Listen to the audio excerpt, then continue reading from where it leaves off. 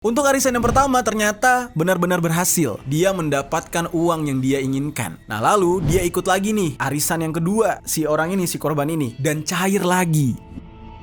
Lalu singkat cerita nih geng, pada sore hari tanggal 26 Desember tahun 2023, tiba-tiba si korban ini ditelepon oleh temannya. Di telepon tersebut temannya ngasih tahu si korban ini kalau si JZF ternyata penipu.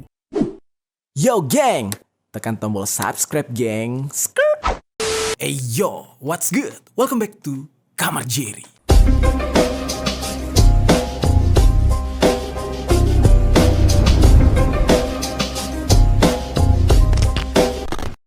Oke, hari ini kita lagi-lagi membahas tentang kasus penipuan. Karena di Indonesia lagi marak banget nih kasus-kasus penipuan yang melibatkan anak-anak muda. Kalau kemarin kita udah membahas soal si seorang manajer toko sekaligus kasir toko yang bernama Puja atau Fuza gitu ya. Dia menggelapkan dana toko selama 2 tahun sampai ke angka 1,3 M. Kalau yang belum nonton bisa nonton dulu. Hari ini lagi-lagi ada anak muda dan kali ini pasangan umurnya masih 20 tahun melakukan aksi penipuan dengan mengadakan arisan bodong. Penipuannya nggak tanggung-tanggung. Oh iya, sama satu lagi, dia adalah mahasiswa dan mahasiswi. Gokil nggak tuh? Harapan bangsa ya kan? Melakukan aksi penipuan, benar-benar miris banget. Jadi kejadian ini melibatkan seorang mahasiswi asal Bandung bernama JZF. Dia bersama pacarnya yang berinisial MAF menipu ratusan orang dengan mengadakan sebuah arisan bodong.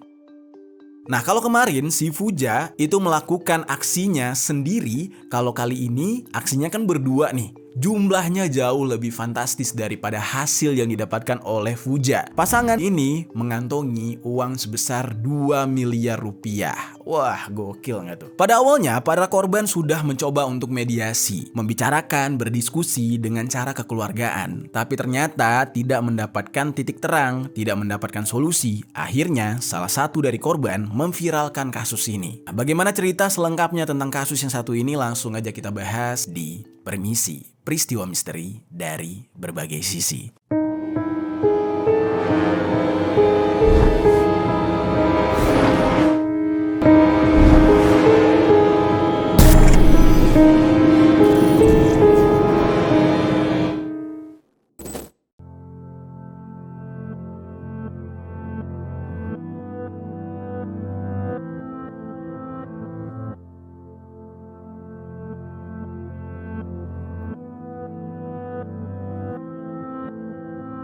Oke, sebelum kita ke kronologinya, kita bahas dulu profil singkat dari para pelaku. Pelaku yang pertama, perempuan, inisial JZF. Dia umurnya 20 tahun. Dia merupakan seorang warga Kelurahan Babakan Ciparai, Kota Bandung. Mungkin ada teman-teman dari Bandung? Coba tinggalkan komentar di bawah. JZF ini merupakan mahasiswi di Universitas Islam Bandung atau Unisba. Dia mengambil program studi manajemen angkatan 2021. Nah lalu geng, dia ini memang dikenal itu mahir sekali manage uang atau mengelola uang arisan sejak dia masih SMA. Nah, jadi akhirnya ketika dia kuliah di jurusan studi manajemen, dia ini dipercaya lagi oleh teman-temannya untuk menjalankan arisan. Nah, karena memang banyak arisan-arisan yang dijalankan oleh si JZF ini sukses semua rata-rata. Nah, lalu geng, belakangan arisan yang dia adakan itu ada iming-iming akan mendapatkan keuntungan tambahan. Dan dia juga mengatakan tidak ada bunga seperti kredit lah di dalam arisannya ini. Jadi bukan arisan dengan riba. Karena klaim tersebutlah akhirnya banyak yang mau mengikuti arisan yang diadakan oleh si JZF ini.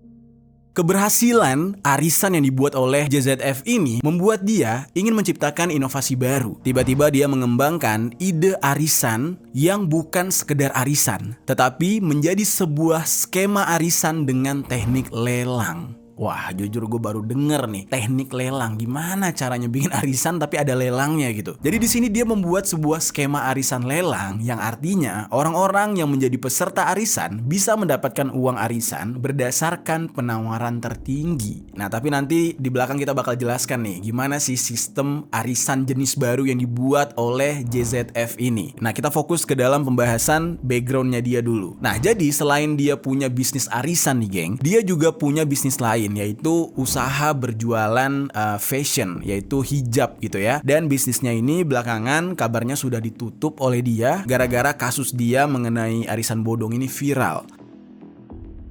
Oke, sekarang kita bahas profil si pacar. Nah, sebenarnya profil si pacar ini nggak terlalu banyak sumber informasinya. Jadi, gue menginformasikan ala kadarnya aja nih, geng. Nah, nama pacarnya itu berinisial MAF, yang merupakan teman seangkatan dari si JZF ini. Mereka berdua sama-sama mahasiswa dan mahasiswi dari Unisba, program studi manajemen. Nah, pacarnya yang berinisial MAF ini punya nama panggilan, yaitu Pacai. Mungkin karena itu nama panggilan, kita boleh sebut kali ya, jadi namanya Pacai. Kita sebut aja Pacai. Sekarang kita masuk ke dalam pembahasan kronologi kejadian kasus ini.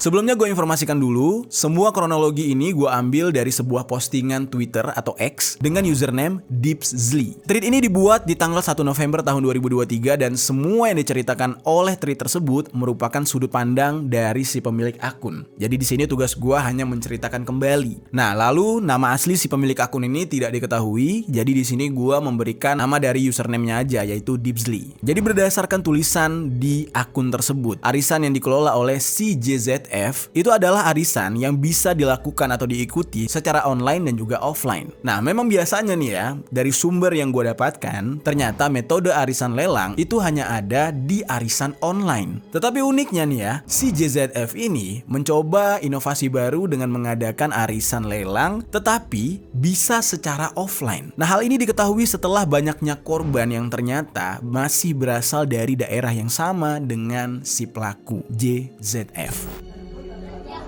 Ya terus kita gimana?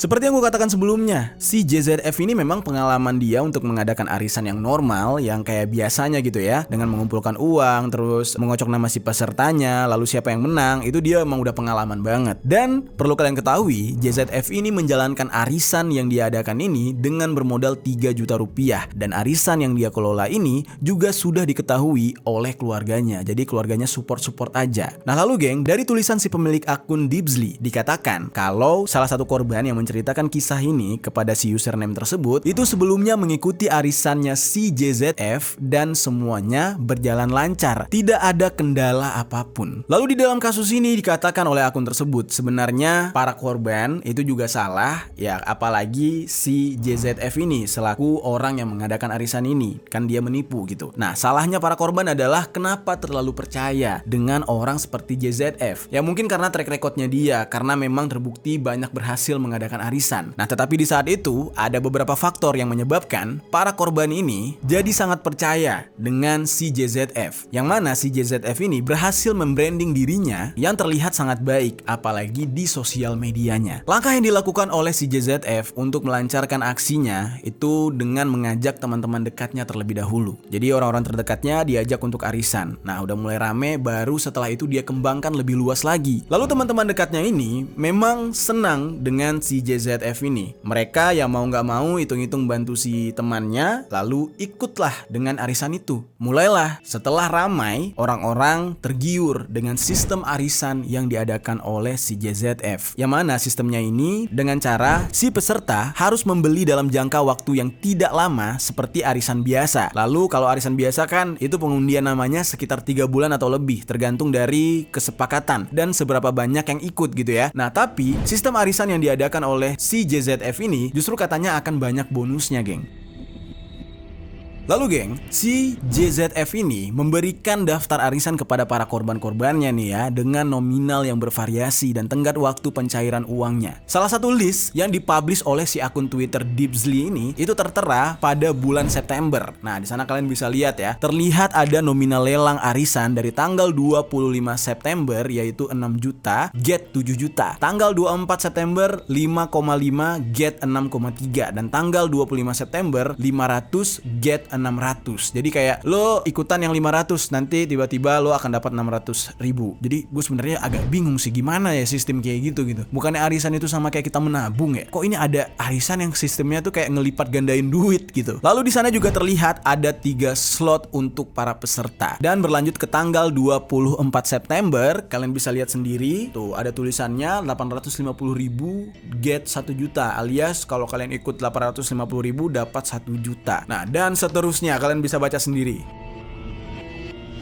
Nah, gimana geng? Easy money banget ya. Cuma naruh duit, tiba-tiba balik duitnya banyak. Naruh duit lagi, duitnya balik lagi. Jadi kayak lu nanam pohon tiba-tiba berbuah gitu. Ya, padahal dia sudah bilang gitu ya, kalau arisannya dia itu tidak berbunga, ya berarti kan tidak mengandung riba. Tapi kalau kayak gini kan artinya seperti mengandung riba gitu. Nah, lalu geng, pada awalnya nih ya, semuanya berjalan lancar. Dan di saat salah satu korbannya yang curhat di Dipsly ini merasa tergiur untuk mengikuti lelang arisan tersebut, dia merasa ini benar-benar lumayan banget. Bagaimana bisa gitu ikut arisan yang bayarnya sekarang sekian, tiba-tiba duitnya beranak pinak di tanggal yang sudah dijanjikan. Itu aneh banget. Akhirnya si salah satu korban yang curhat ini membeli pada tanggal 4 September tahun 2023 dengan modal 600.000 untuk membooking di tanggal 8 September, dan uang itu akan kembali dengan tepat di tanggal 8 September menjadi 700.000 alias berbunga 100.000. Nah, ini sesuai dengan yang tertulis di lelang arisan tersebut yang diadakan oleh si JZF. Untuk arisan yang pertama ternyata benar-benar berhasil. Dia mendapatkan uang yang dia inginkan. Nah, lalu dia ikut lagi nih arisan yang kedua, si orang ini, si korban ini, dan cair lagi.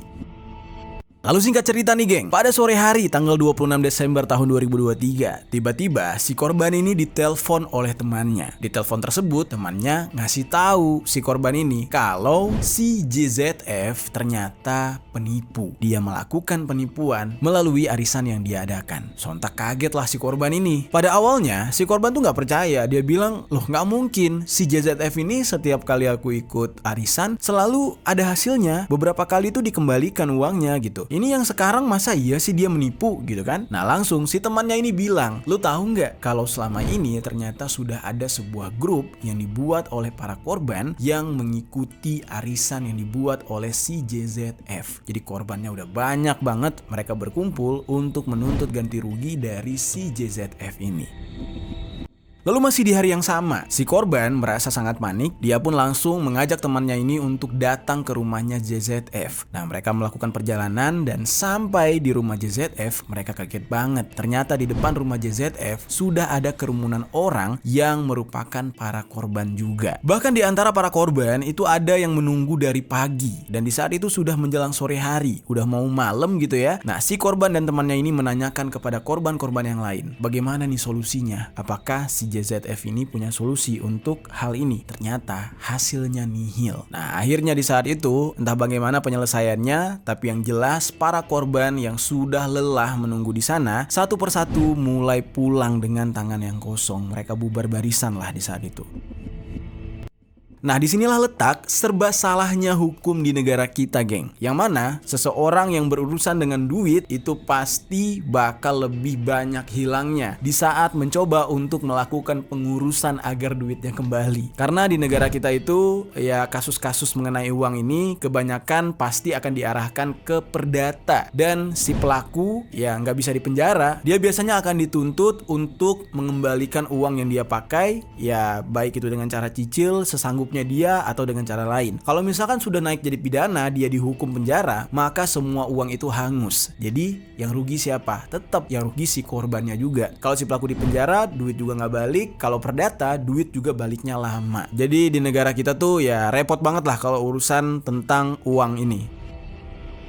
Nah, para korban yang di saat itu sudah mulai pasrah, tidak mendapatkan kepastian. Lalu, si korban bersama temannya tadi setelah pulang dari rumahnya JZF mencoba untuk berdiskusi lagi dengan beberapa korban yang lain. Mereka bilang kayak gini, ini gak mungkin nih kita pulang sekarang. Kayaknya kita harus balik lagi, terus kita cari caranya agar bisa mendapatkan uang kita kembali. Jadi harus ada solusi, gak boleh pulang dengan tangan kosong. Nah, akhirnya si korban tadi bersama temannya serta beberapa korban lain kembali kembali lagi ke sana dan menanyakan perihal jaminan supaya ada pegangan. Tapi justru di saat itu si pelaku JZF meminta para korban ini untuk menunggu sampai dengan akhir bulan dan mengatakan kalau mereka akan menjual aset-aset yang mereka punya. Maksudnya itu aset-aset si pelaku ini. Nah, di saat itu disebutkanlah oleh si JZF ini dia punya aset apa aja, punya barang apa aja yang bisa dijual. Nah, tapi tidak dijelaskan secara rinci ya oleh si korban di dalam postingan Twitternya tersebut aset dari JZF ini apa aja. Di saat itu JZF membuat perjanjian kepada para korban ini yang seolah-olah dia ngomong kayak gini, udah nih tenang, gua ada aset, nanti aset ini gue jual semua untuk balikin duit lu pada, kurang lebih kayak gitu. Dan menurut pengakuan dari si korban, keluarga dari JZF juga aneh banget geng. Keluarga JZF ini menyudutkan para korban dengan membawa-bawa agama. Di saat itu ya segala hadis, segala ayat, segala surat dikeluarin oleh keluarganya. Jadi kurang lebih tuh kalimatnya kayak gini. Tapi sebelumnya gue minta maaf ya, ini salah satu orang yang sesat sih menurut gue. Jadi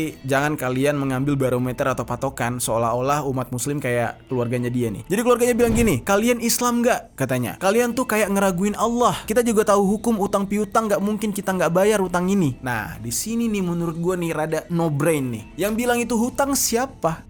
Kebanyakan nih ya orang kalau udah bohong, udah nipu nih ya, misalkan kita ngadain kerja sama, itu tiba-tiba nih kalau misalkan duit kita ditilep, dia bilangnya ngutang. Padahal kan perjanjian dari awal bukan hutang piutang. Kenapa tiba-tiba di-convert jadi hutang? Ya jelas ini adalah penipuan gitu kan. Dan bawa-bawa agama dan bilang gak percaya sama Allah. Banyak kok orang di dunia ini udah kerja keras, udah berdoa berkali-kali gitu ya. Kalau memang belum rezekinya ya gak akan dapet juga. Jadi percaya kepada Allah itu ya memang wajib, tetapi bukan berarti dengan percaya kepada Allah lu udah pasti terbebas dari yang namanya hutang piutang karena lo nipu. Karena kan apa yang lo lakuin itu dibenci oleh Allah gitu ya. Secara logika kan gitu. Masa iya menipu orang lain tapi bawa-bawa Tuhan? Semenjak kapan agama yang diciptakan oleh Tuhan atau agama apapun lah di dunia ini mengajarkan menipu itu akan ditolong? Aneh. Nah, dan terbukti sampai saat sekarang ini para korban belum mendapatkan uangnya kembali. Sampai ini viral lah. Nah, lalu kemudian di tweet tersebut juga, si korban juga menunjukkan bukti chat ketika si JZF beralasan kepada salah satu korban tidak bisa membayar uang tersebut dan JZF pun meminta keringanan agar bisa mencicil uang tersebut sedikit demi sedikit. Kalian baca deh tuh isi chatnya. JZF juga bilang dia tuh lagi ngerembukin sama keluarganya untuk mencari jalan keluar gimana caranya agar bisa membayar uang para korban. Nah, dia juga bilang mungkin ada anggota keluarganya atau saudaranya, sanak familinya yang bisa nalangin dulu. Nanti dia bisa nyicil lah ke keluarganya tersebut. Nah, terus dia minta waktu. Tunggu ya, ini gua ngobrol dulu sampai besok. Ya, paling nggak sore atau malam gua bakal ngabarin, kata si JZF. Setelah para korban mendatangi rumah JZF, menagih uang mereka kembali, ternyata di hari-hari berikutnya semakin banyak para korban yang berdatangan. Nah, tetapi untuk kali ini ketika para korban ini datang, JZF tidak mau menemui para korban dan dihalang-halangi oleh pihak keluarganya. Dan di saat itu keluarganya bilang, kami tidak mengizinkan kalian bertemu dengan JZF karena alasan faktor keamanan, katanya. Lalu yang lebih epic nih geng ya, ini benar-benar bikin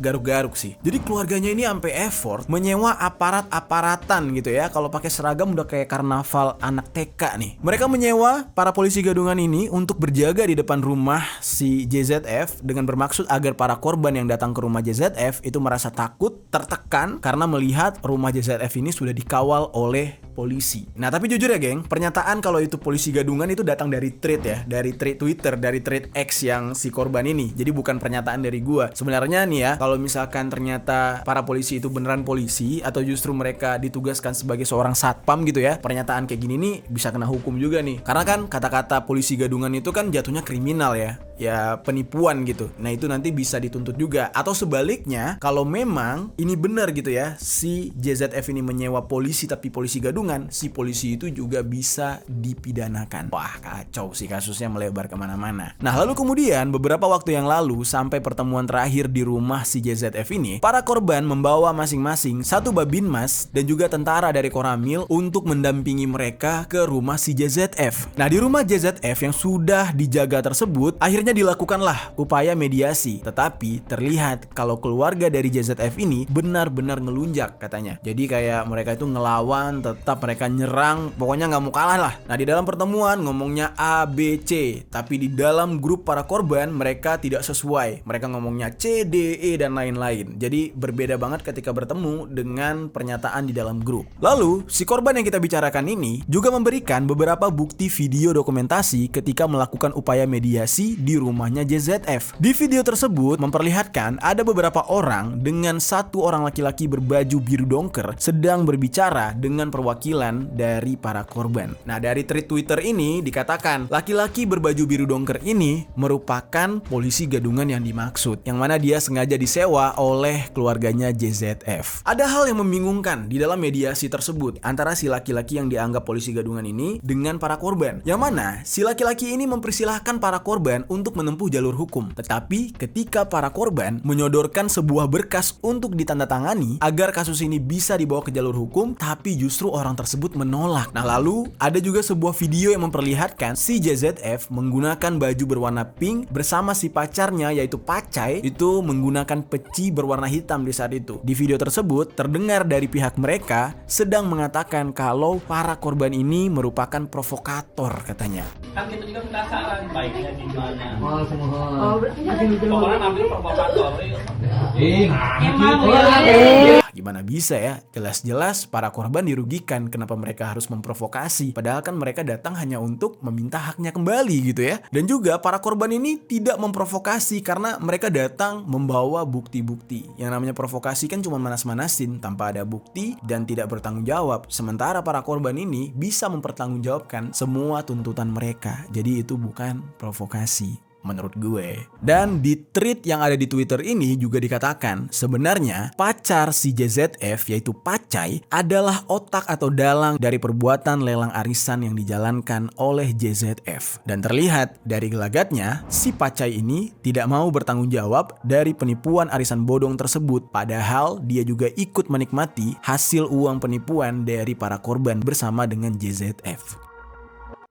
Nah, dilansir dari sebuah media yang bernama Detik Jabar nih, dikatakan pihak Detik Jabar ini sudah menghubungi si korban yang menulis tweet di Twitter pada hari Jumat tanggal 3 November tahun 2023. Nah, si penulis tweet ini mengatakan kalau sebagian dari korban akhirnya sudah melaporkan nih kasus penipuan yang dilakukan oleh JZF dan pacarnya ini ke pihak kepolisian. Sementara si penulis tweet ini akan melaporkan kejadian tersebut nanti pada tanggal 6 November. Ya berarti udah lewat ya beberapa hari yang lalu sebelum gua syuting konten ini. Nah, lalu geng, pada tanggal 7 November tahun 2023, berarti sudah lewat nih dari jadwal pelaporan yang dijanjikan oleh si penulis tweet. Nah, tiba-tiba si penulis tweet ini membuat lagi tweet di Twitter atau X-nya yang memberikan keterangan bahwa kasus ini adalah kasus perorangan dan tidak melibatkan pihak kampus Unisba sama sekali. Ya, tapi mau gimana, akhirnya nama universitasnya ke bawah-bawah gitu ya. Nah, di saat itu, pihak kampus justru ikut membantu dan menyelesaikan kasus ini melalui Pusat Bantuan dan Konsultasi Hukum atau PBKH Unisba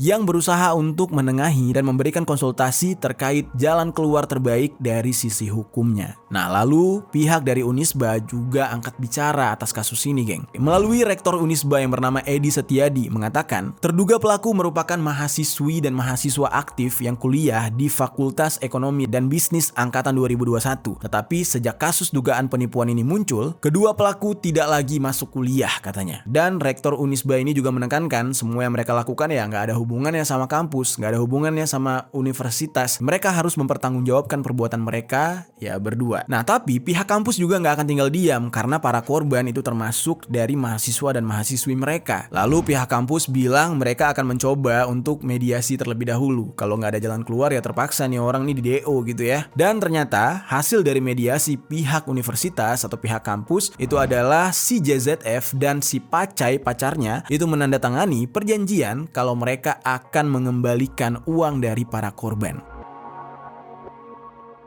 Nah, pihak kampus juga mengatakan akan mengawasi perkembangan dari kasus ini dan berjanji akan mengambil tindakan tegas apabila ada bukti pelanggaran hukum yang dilakukan oleh dua pelaku penipu ini. Nah, tapi dari beberapa sumber yang gue dapatkan, katanya sih sejauh ini belum ada itikat baik gitu ya dari dua pelaku. Walaupun ada yang bilang sudah tanda tangan surat perjanjian. Nah, ini entah mana yang benar, geng. Mungkin kalian yang lebih tahu boleh tinggalkan komentar di bawah nih tentang perkembangan kasus ini. Dan sudah banyak orang-orang yang mencoba untuk menemui keluarga dari si JZF ini, dan rumahnya itu berada di sebuah gang yang padat penduduk. Lalu keluarganya itu menolak untuk melakukan pertemuan dengan media-media, tidak mau memberikan keterangan. Nah, lalu ada keterangan dari ketua RW gitu ya, ketua RW tempat mereka tinggal, dikatakan ya cukup prihatin gitu dengan kondisi keluarganya si JZF, karena keluarganya ini kan ya nggak salah apa-apa tiba-tiba ikut terseret gitu. Dan keluarganya ini sudah mencoba untuk mencari segala cara agar permasalahan ini bisa terselesaikan. Tetapi ya sayangnya nggak ada jalan keluar sama sekali. Dan atas kasus ini dan juga laporan para korban, pihak kepolisian akan segera memeriksa si JZF dalam kasus dugaan penipuan dan penggelapan uang yang bermodus lelang arisan. Dan menurut pihak kepolisian nih geng ya, ada 2 orang nih yang baru melapor. Ini baru 2 orang nih, tapi jumlahnya cukup fantastis, yaitu 1 orang mengalami kerugian 20 juta dan 1 lagi mengalami 200 juta rupiah. Wah, gimana yang lain gitu ya. Dan pihak kepolisian sedang mengumpulkan para saksi. Nanti setelah itu baru si pelaku ini diperiksa setelah semua saksi lengkap. Berdasarkan informasi yang diperoleh dari pihak kampus, dikatakan ada sebanyak 20 korban dan kemungkinan ada korban lain di luar kampus, dan ini masih didalami oleh polisi. Tapi dari hasil penyelidikan polisi untuk sementara ini disimpulkan kalau si JZF ini mulai mengumpulkan uang secara transfer dan tunai dari arisan tersebut sudah mulai dari bulan April tahun 2023. Nah, lalu untuk mereka berdua belum ditahan oleh pihak kepolisian dan juga belum di-DO dari kampusnya.